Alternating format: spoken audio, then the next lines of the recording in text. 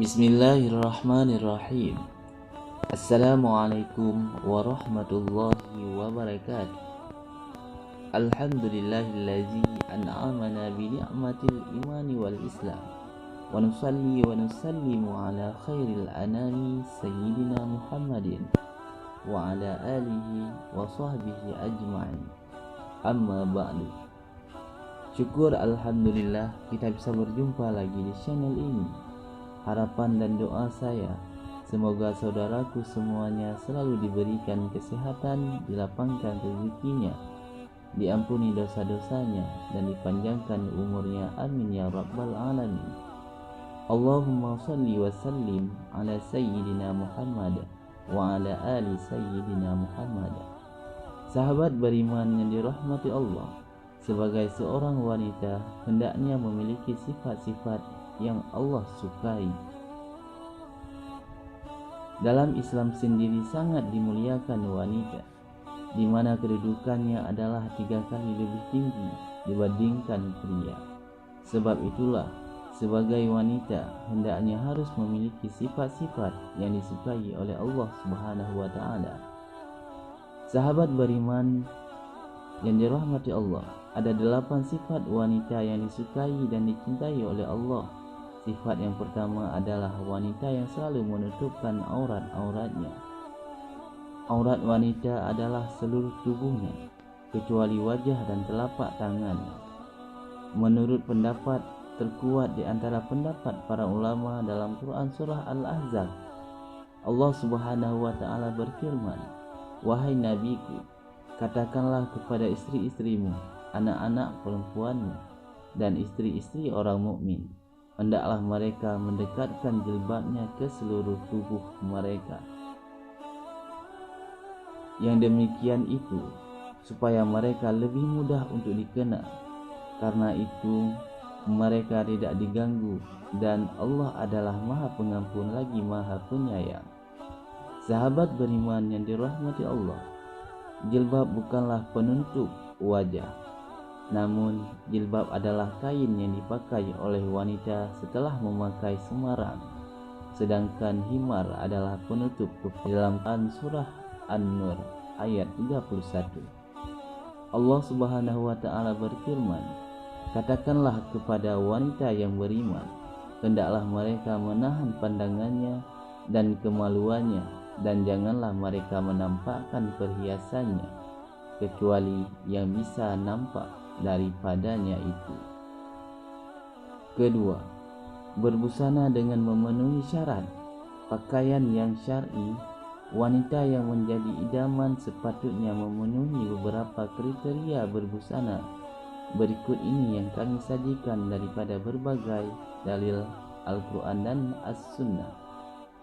Syarat yang pertama, menutupi seluruh tubuh termasuk kaki, kecuali wajah dan telapak tangannya.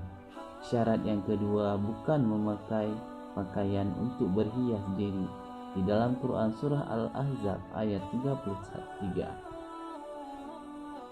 Allah Subhanahu wa taala berfirman, "Hendaklah kamu tetap di rumah dan janganlah kamu bertabarruj seperti orang-orang jahiliyah." Abu Ubaidah mengatakan, tabarruj adalah menampakkan kecantikan dirinya, sedangkan Al-Zujat mengatakan bahwa tabarruj adalah menampakkan perhiasan dan setiap hal yang dapat mendorong syahwat godaan bagi kaum pria. Syarat yang ketiga, pakaian wanita harus longgar dan tidak ketat dan tidak tipis sehingga tidak menggambarkan bentuk lekuk tubuhnya. Syarat yang keempat, tidak diberi wewangian atau parfum. Dari Abu Musa al-Asy'ari bahwasanya ia berkata, Rasulullah Shallallahu alaihi wasallam bersabda, "Seorang perempuan yang mengenakan wewangian lalu melalui sekumpulan laki-laki agar mereka mencium bau harum yang dia pakai, maka perempuan tersebut dijuluki adalah seorang pelacur." Hadis riwayat An-Nasa'i, Abu Daud, Tirmizi, dan Ahmad. Syarat yang kelima, pakaiannya tidak menyerupai pakaian pria atau pakaian non-muslim. Dari Abu Abbas radhiyallahu anhu berkata, Rasulullah Shallallahu Alaihi Wasallam melaknat kaum pria yang menyerupai kaum wanita dan kaum wanita yang menyerupai kaum pria. Hadis riwayat Bukhari. Rasulullah Shallallahu Alaihi Wasallam bersabda, barang siapa yang menyerupai satu kaum, maka dia termasuk bagian dari mereka. Hadis riwayat Ahmad dan Abu Daud. Sahabat beriman yang dirahmati Allah, inilah di antara beberapa syarat pakaian wanita yang harus dipenuhi. Dan begitulah wanita-wanita yang pantas untuk dijadikan kriteria sebagai idaman bagi semua pria, agar yang tumbuh pun bisa menjadi lebih baik untuknya. Yang ketiga adalah wanita yang betah tinggal di rumah. Di antaranya yang diteladankan oleh para wanita yang soleha adalah betah di rumah dan bersungguh-sungguh untuk menghindari laki-laki serta tidak keluar rumah kecuali ada kebutuhan yang mendesak baginya. Hal ini dengan tujuan untuk menyelamatkan masyarakat dari godaan para wanita yang merupakan itu godaan terbesar bagi para laki-laki. Dalam Quran surah Al-Ahzab ayat 33, Allah Subhanahu wa taala berfirman, dan tinggalkanlah kalian di dalam rumah-rumah kalian, dan janganlah kalian berdandan sebagaimana dandanan ala jahiliyah terdahulu. Ibnu Katsir ketika menjelaskan ayat di atas mengatakan bahwa hendaklah kalian tinggal di dalam rumah-rumah kalian dan janganlah kalian keluar rumah kecuali karena ada kebutuhan. Dari Abdullah, Rasulullah Shallallahu Alaihi Wasallam bersabda, sesungguhnya perempuan itu aurat. Jika dia keluar rumah, maka setan-setan menyambutnya dengan sambutan yang lebih menggoda daripada ia menggoda para lelaki. Perempuan yang paling dekat dengan Allah adalah perempuan yang selalu berada di dalam rumahnya. Hadis riwayat Ibnu Khuzaimah. Yang keempat, perempuan yang memiliki sifat pemalu. Rasulullah Shallallahu Alaihi Wasallam bersabda, rasa malu tidaklah mendatangkan kecuali kebaikan. Hadis riwayat Bukhari dan Muslim. Kriteria ini juga semestinya ada pada setiap wanita. Contohnya adalah ketika bergaul dengan pria, wanita yang baik seharusnya memiliki sifat pemalu. Sahabat beriman yang dicintai oleh Allah, cobalah perhatikan contoh yang bagus dari wanita di zaman Nabi Musa alaihissalam. Dalam Quran surah Qasas ayat 23 sampai 24, Allah Subhanahu wa taala berfirman, tatkala ia sampai di sumber air negeri Madian, ia menjumpai di sana sekumpulan orang yang sedang meminumkan ternaknya. Dan ia menjumpai di belakang orang banyak itu ada dua orang wanita yang sedang menghambat ternaknya. Musa pun berkata, apakah maksudmu dengan berbuat begitu? Kedua wanita itu pun menjawab, kami tidak dapat meminumkan ternak kami sebelum pengembala-pengembala itu memulangkan ternaknya, sedangkan bapak kami adalah orang tua yang telah lanjut umurnya. Maka Musa pun memberi minum ternak itu untuk menolong keduanya. Dan lihatlah bagaimana bagusnya sifat kedua wanita ini. Mereka malu mendesak-desak dengan kaum laki-laki untuk meminumkan ternaknya. Namun coba bayangkan dengan wanita di zaman sekarang ini. Sahabat beriman yang dicintai oleh Allah, tidak cukup sampai di situ kebagusan akhlak kedua wanita tersebut. Lihatlah bagaimana sifat mereka tatkala datang memanggil Musa alaihissalam di dalam Quran surat Al-Qasas ayat 25. Allah Subhanahu wa taala melanjutkan firman-Nya, kemudian datanglah kepada Musa salah seorang dari kedua wanita itu, lalu berjalan ia dengan penuh rasa malu. Ia pun berkata, sesungguhnya bapakku memanggil kamu agar ia memberikan balasan terhadap kebaikanmu karena sudah memberikan minuman kepada ternak kami. Yang kelima, perempuan yang taat dan menyenangkan hati suami.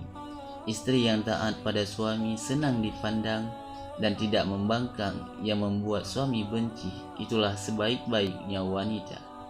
Dari Abu Hurairah radhiyallahu anhu, dia berkata, pernah ditanya kepada Rasulullah SAW, siapakah wanita yang paling baik ya Rasulullah? Nabi pun menjawab, jawaban beliau adalah yang paling menyenangkan jika dilihat suaminya, mentaati suaminya jika diperintahkan, dan tidak menyelisihi suami pada diri dan hartanya yang sehingga bisa membuat suami benci. Begitu pula tempat seorang wanita di surga ataukah di neraka. Itu semuanya dilihat dari sikap terhadap suaminya, apakah dia taat ataukah durhaka. Yang keenam, menjagakan kehormatan anak dan harta suami. Dalam Quran Surah An-Nisa ayat 34, Allah Subhanahu wa Ta'ala berfirman, sebab itulah maka wanita yang soleha ialah yang taat kepada Allah lagi memelihara diri ketika suaminya tiada. Yang ketujuh, bersyukur dengan pemberian suami. Seorang istri harus pandai-pandai berterima kasih kepada suaminya atas semua yang telah diberikan suaminya kepadanya. Bila tidak, maka si istri akan berhadapan dengan ancaman neraka Allah Subhanahu wa Ta'ala. Selesainya Nabi dari salat kusuf atau salat gerhana, Nabi SAW bersabda, Nabi menceritakan tentang surga dan neraka yang diperlihatkan kepada beliau ketika salat. Dan aku melihat neraka dan aku belum pernah sama sekali melihat pemandangan seperti hari ini. Dan aku lihat ternyata mayoritas penghuni neraka adalah para wanita. Mereka sahabat bertanya, kenapa para wanita menjadi mayoritas penghuni neraka ya Rasulullah? Beliau pun menjawab, itu semua disebabkan kekufuran mereka itu semua. Ada juga yang bertanya kepada beliau, apakah para wanita itu kufur kepada Allah? Beliau pun menjawab, tidak, melainkan mereka kufur kepada suami dan mengkufuri kebaikan suaminya. Seandainya engkau berbuat baik kepada salah seorang istri kalian pada suatu waktu, kemudian suatu saat ia melihat darimu ada sesuatu yang tidak berkenan di hatinya, niscaya ia berkata, aku sama sekali belum pernah melihat kebaikan darimu. Hadis riwayat Bukhari dan Muslim.